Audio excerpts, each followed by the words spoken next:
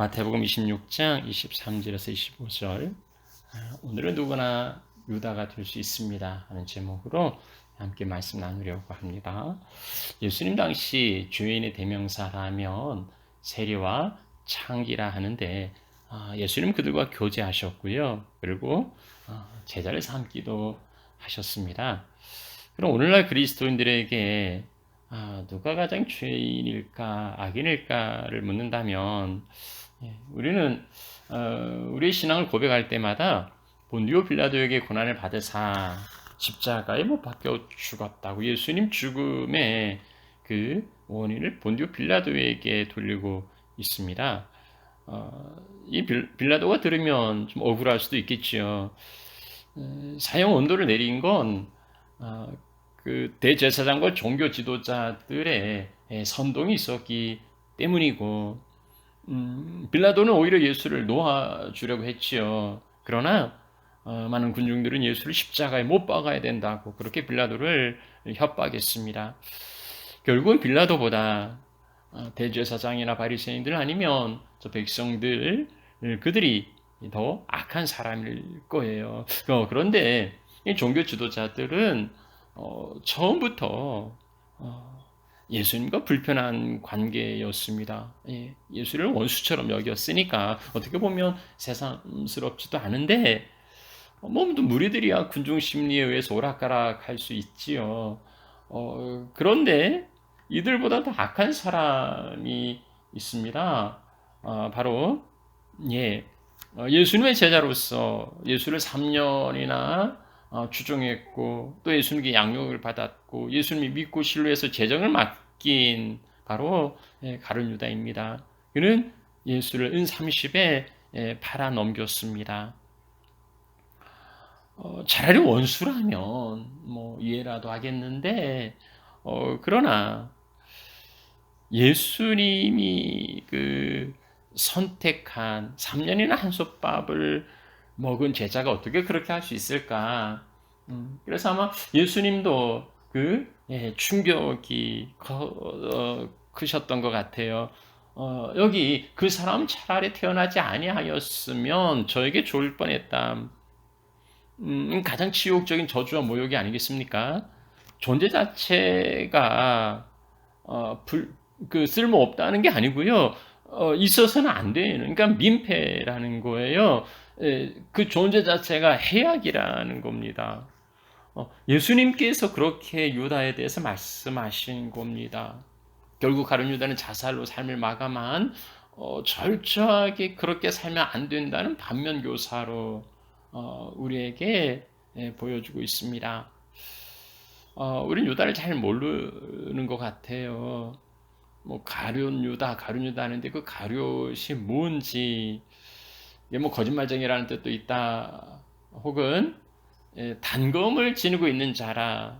그래서 이 가룟 유다가 열심당원인 것처럼 생각하는데 그러나 셀롯, 그러니까 열심당원은 따로 있어요. 셀롯이라는 시몬이라는 예수님 제자가 있지요. 그래서 이 그 가룟은 지명이라고도 합니다. 그라이옷이라는데, 근데 여기가 어디에 있는지 그 위치도 또한 불분명해요.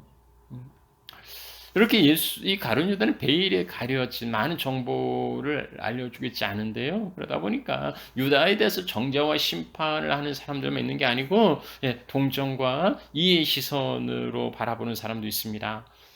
스톡홀름 증후군이라는 그 인질이 경찰이 아니라 범인에게 동조하고 감화되는 그런 비이성적인 심리 현상을 말하는데, 우리에도 죄성이 있어서 그 유다를 동정하기도 하고 아니면 또 유다를 영웅처럼 만들려는 그런 심리가 없지 않은 것 같아요. 아무튼지 아무리 흉악한 죄를 지었어도 변호사를 선임할 권리는 있고, 또 그런 형편이 안 되면 국가가 국선 변호인을 선임해서 변론을 받을 수 있게 하는데, 우리도 유다의 입장에서 아니면 유다를 이해하는 측면에서 바라보는 것도 필요할 거라 싶습니다.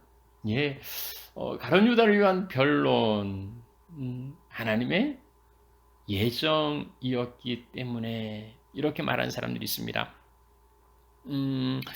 유다가 그 주인공인 영화가 있어요.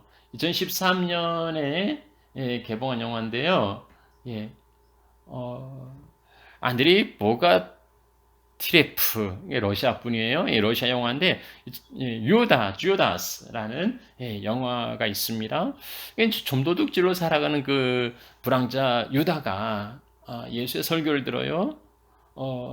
그러면서 예수의 그 제자들의 돈을 훔치다가 들킵니다. 그런 예수님 그를 용서해 주세요. 그러니까 이제 어떻게 이렇게 자기를 용서해 줄 수 있나 하는 게 이제 이해가 되지 않아서 그를 따르기로 합니다. 이런 유다에게 이제 예수님은 돈자루까지 이렇게 맡기지요. 근데 예수님을 쫓아다니다 보면서 유다는 도무지 예수가 이해가 안 되는 거예요. 음, 뭐 이렇게 막 핍박을 받고 모욕과 멸시를 당하는, 응? 근데 또 제자들도 이해할 수가 없거든요. 어디로 가고 있는지 뭐 스승만이 아신다고 묵묵히 예수를 따르는 이 제자들, 이 유다가 볼 땐 예수님도 제자들 다 이해가 안 되는 거예요.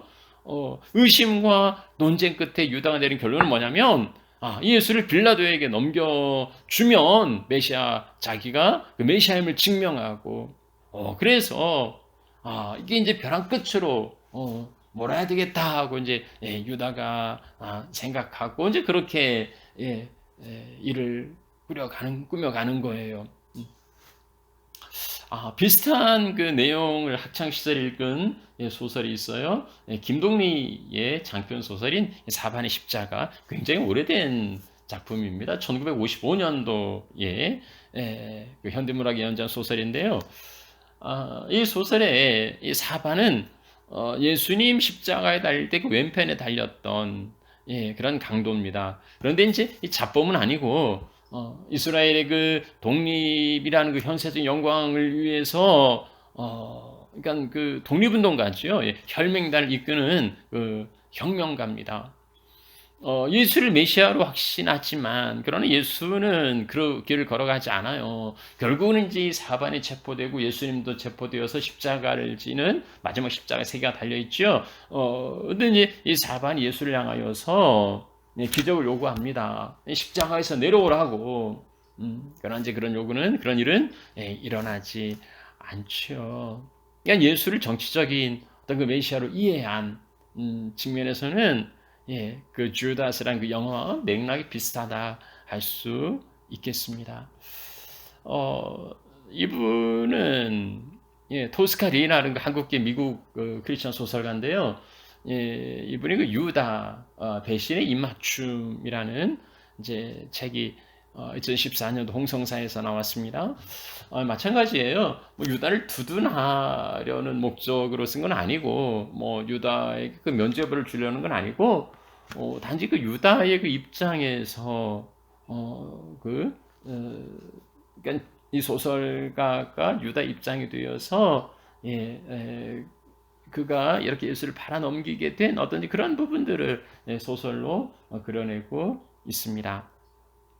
조금 더 그 유다를 대변한 거라면은요, 예수와 유다의 밀약.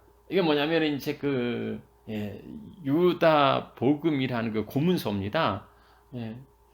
이게 이제 130년에서 한 170년 경에 그 이단인 그 영지주의 한 분파인 그 가인파, 영지주의는 초대교 이단이에요.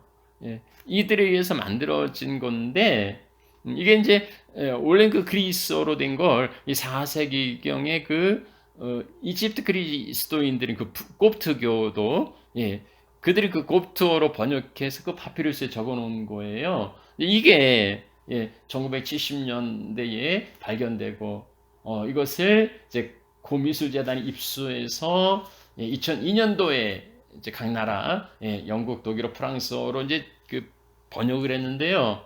이건 2006년도에 이제 책으로 나온 겁니다. 우리말로도 그 번역이 되어서 이렇게 예수와 유다의 밀약이라는 책으로 번역이 된 거예요. 근데 그 공개된 이 유다 복음에서 좀 특이한 건 뭐냐면, 이제 그 배신이 없었다면, 그의 배신이 유다가 배신하지 않았다면 예수가 십자가에 못 박히지 않았을 거고, 그래서 인간을 구원하시겠다는 하나님의 계획이 완성되지 못했을 거라는 그런 내용이에요. 그러니까 유다의 이 배신은 굉장히 중요한 거예요. 유다가 배신해서 예수가 십자가에 못 박혔고 예수가 십자가에 못 박힘으로 하나님이 인류를 구원한 거죠. 그러니까 유다가 배신하지 않았다라면 이 모든 일들은 다 이루어질 수 없는 거죠. 그래서 이 유다의 역할은 굉장히 필수적인 걸로 그려주고 있습니다. 예. 이런 논의는 이제 크게 하나님의 주권과 인간의 그 자유의지에 관련되는 부분인데요. 이렇게 이야기하는 건 뭐냐면 하나님의 주권을 강조하는 것처럼 보입니다. 그러니까 다른 각도에서 바라보면 가룟 유다는 악역을 맡은 자라는 거예요. 그러니까 원치 않는 운명이지만 그 구속사의 파노라마를 완성하기 위하여서 어쩔 수 없이 악인의 역할을 떠맡은 거라는 겁니다. 그러니까 누군가는 그 비극적인 악인의 역할을 감당해야 되잖아요. 모든 사람들이 다 회피하면 누구도 악역을 맡지 않겠다고 하면 이 일은 이루어질 수 없는 겁니다. 이 역사의 드라마에서 각기 맡겨진 배역이 있고요. 그 역할을 잘 감당하는 게 중요한 거지요. 어떻게 다 착한 사람들 역만 할 수는 없잖아요. 그러니까 이제 때로 악역도 있는데 그 악역을 감당했다고 해서 그를 그 악한 사람이라고 몰아칠 수 있을까? 그에게 책임을 물을 수 있겠느냐 하는 겁니다. 그의 배반은 십자가 죽음으로 이어졌고 십자가 죽음을 통해서 우리가 구원을 누리게 된 게 사실이잖아요. 그러니까 예수의 죽음은 가룟 유다의 배반을 통해서 이루어진 셈인데 그러니까 이제 이쪽에서 보면 예수가 아주 나쁜 놈이지만 그 배경에서 다른 쪽에서 다른 각도에서 바라보면 어떻게 보면 유다는 예수의 구속사에게 1등 공신이 될 수 있다는 거예요. 그러니까 아카데미의 그 나무 그 조연상 정도는 받을 수 있지 않겠느냐. 근데 뭐 상은 주지 못할지언정 악역을 맡은 사람을 그렇게 뻔뻔한 배신자라고 낙인 찍는 건 이제 부당한 거라. 그러니까 이제 뭐 굳이 그 신학적인 틀을 갖다 대자면 하나님의 주권 내지 뭐 예정 뭐 이런 거예요. 이 모든 게 다 하나님의 섭리 가운데 되어진 일이지 않느냐는 겁니다. 하나님의 계획에 의해서 악역을 맡기로 예정이 되었으니 그 예정에 따라서 그저 악역을 감당했을 뿐인데 그렇게 그 비난하는 건 좀 부당하다는 거죠. 그런가 하면은요, 이렇게 이제 가룟 유다를 두둔하고 내지는 이해하려는, 아니면 뭐 더 영웅으로 만들려는 그런 자들도 있지만, 그러나, 그가 변명할 수 있어도 핑계댈 수 없는 건, 하나님의 주권 뒤에 숨어서, 핑계댈 수 없는 건, 자유의지 때문이에요. 인간에게는 자유의지가 있기 때문입니다. 자, 유다가 영화를 찍은 거 아니에요. 영화를 찍은 배우가 아니고 현실에서 예수를 팔아넘긴 제자입니다. 드라마는 드라마일 뿐이에요. 그게 현실을 반영했다 할지라도 현실일 수 없어요. 연기는 혼신을 다해서 그 역할을 감당하고 연기가 끝나면 다시 자기 자리로 돌아갑니다. 그래서 그렇게 혼신을 다해서 연기한 배우들에게 박수갈채를 보내고 또 거기에 또 이렇게 머리 숙여 인사합니다. 그러니까 악한 배역도 박수를 받는 거예요. 그러나 현실은 달라요. 현실에서 악한 자들은요, 박수 받을 수 없어요. 박수 받아서는 안 되지요. 현실 속에서 뭐 요즘도 그 악한 사람들 있잖아요. 무슨 엠번방이네 하면서 누구예요? 그런 인간들이 박수 받을 수는 없어요. 맡겨진 역할을 충실하게 감당한 것도 아니고, 그것도 아니고, 그를 영웅으로 지켜 세우는 거니까 사악한 거예요. 연기는 잠시 맡겨진 걸 감당하는 거지만, 그러나 가룟 유다는 배우가 아니었어요. 어쩔 수 없이 연기한 게 아니었단 말입니다. 누구도 유다에게 그런 역할을 주문한 적이 없어요. 하나님께서 주권적으로 맡겼다고 하나님이 미리 대본을 주어서 해야 될 일을 그에게 맡겨주셨다고 항변할지 모르겠지만 아니에요. 그렇지 않아요. 하나님의 주권과 하나님의 예정과 유다의 그 자유의지가 어디까지인지를 질문할 수 있을 텐데요. 이것에 대한 정답은 예, 동전의 양면으로 설명할 수 있어요. 예.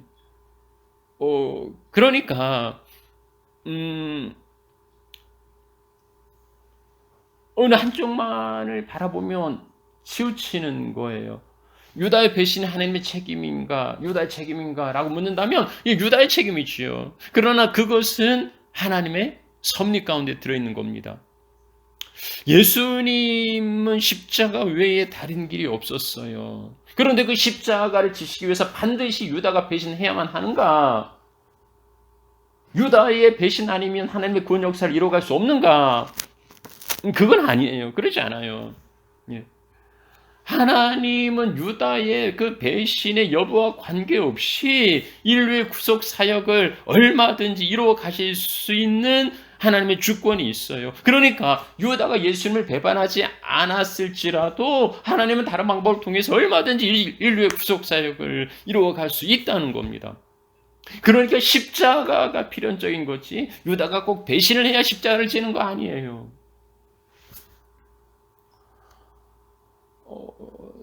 하나님의 일을 이루어가는 데 있어서 어떤 그 악한 그런 행동들이 있어요. 예를 들면 그 바로가 하나님께 쓰임을 받죠.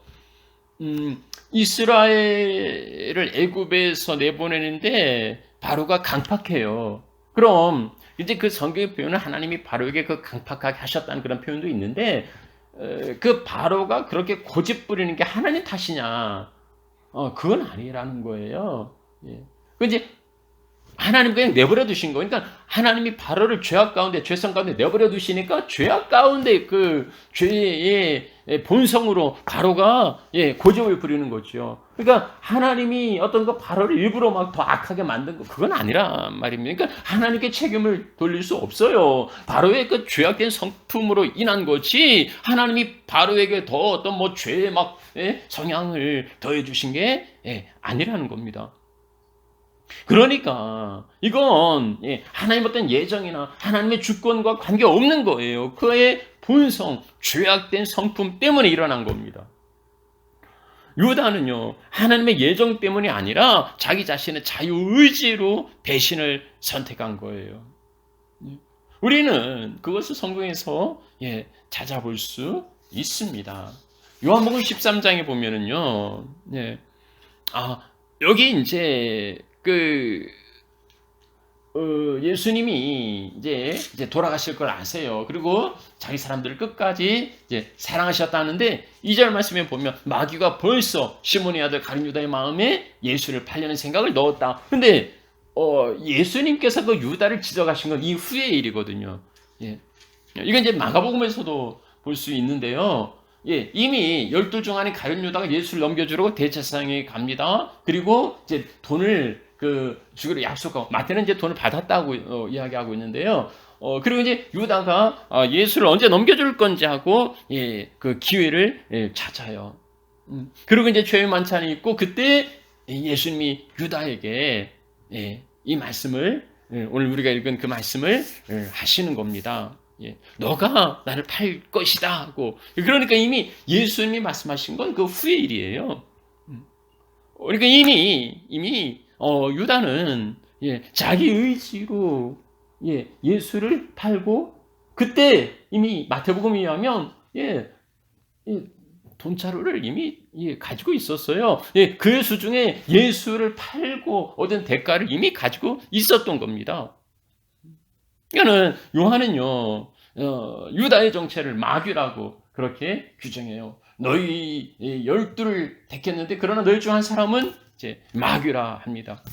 마귀, 하나님이를 생각하지 않고 사람이를 생각하는 자지요. 자기의 유익을 위하여서 하나님의 그 아들 예수 그리스도에게를 가로막았던 그 베드로에게 예수님은 사탄아 물러가라 하고 꾸짖습니다. 뭐 베드로는 그 일시적으로 사탄에게 그 생각을 내어주었지만 가룟 유다는 자기 이익을 위해 돈을 받고 예수를 팔아넘긴 거예요. 진리가 그 속에 없고 자기의 욕심들이 행하였던 바로 거짓의 아비, 그의 아들이었던 거지요. 유다는 악인인 척 행동한 게 아니고 연기한 게 아니라 악역을 맡은 게 아니고 그는 악인이었던 겁니다. 그가 악인이었어요. 이제 말씀을 마무리하지요. 가룟 유다는 성경 속에서만 예수님 당시에만 볼 수 있는 게 아니라 오늘 우리 시대에도요.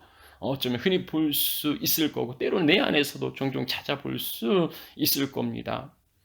사단이 베드로를 통해 예수의 앞길을 막아선 것처럼 가룟 유다는 나를 통해서도 역사하기도 합니다. 오늘 우리 시대 가룟 유다는 누굽니까? 하나님을 이용해서 자기 욕심을 채우고 거룩한 뜻을 자기 이익을 챙기는 수단으로 삼는 사람들, 하나님의 주권을 운운하지만 하나님의 예정을 운운하지만 자기 죄를 하나님의 탓인 양 핑계대는 사람들, 말씀에 순종하지 않고 죄에 순종하면서 연약한 인간이라고 어쩔 수 없었다고 합리화하는 사람들, 그들일 거예요. 우리의 삶은 운명이 매인 게 아니고요. 팔자속안 따라가는 게 아니고요. 하나님이 분명 우리에게 자유의지를 주셨고요. 그리고 죄의 영매인 우리를 자유케 하려고 예수님 십자가를 지셨고 죄의 사슬을 끊었어요. 그래서 우리는 죄를 따라가지 아니하고 예수를 따라가면, 성령을 쫓아가면 우리는 죄악에 끌려가지 않아요. 갈라디아서 2장에서 이야기하듯이 우리가 예수 십자가에 못 박히고 예수가 내 안에 살아서 갈라디아 5장에서 말씀하듯이 육체의 소욕을 따라가지 아니하고 성령의 소욕을 쫓아갈 때에, 곧 성령의 소욕에 나를 맡길 때에 우리 삶에 하나님의 놀라운 역사가 일어날 겁니다. 그렇게 자기를 부인하고 내 욕심을 쫓아가지 아니하고 주를 따라가는 그 제자의 삶을 회복할 때, 예수님의 제자들은 이 고난 중에는 뿔뿔이 흩어지고 예수님이 시험에 들지 않게 깨어서 기도하라고 말씀하지만 졸며 잘 때에 결국은 그 길을 감당하지 못했습니다. 그러나 그 제자들의 모습을 보면서 우리는 주와 함께 깨어 있어, 그리고 주의 말씀을 쫓아 행할 때에 우리를 통해서 온전히 주님의 역사를 이루어 갈 것입니다. 그 제자의 삶을 다시 회복하는 고난주간 남은 시간들이 되시기를 축복합니다. 우리 함께 찬양 드리지요.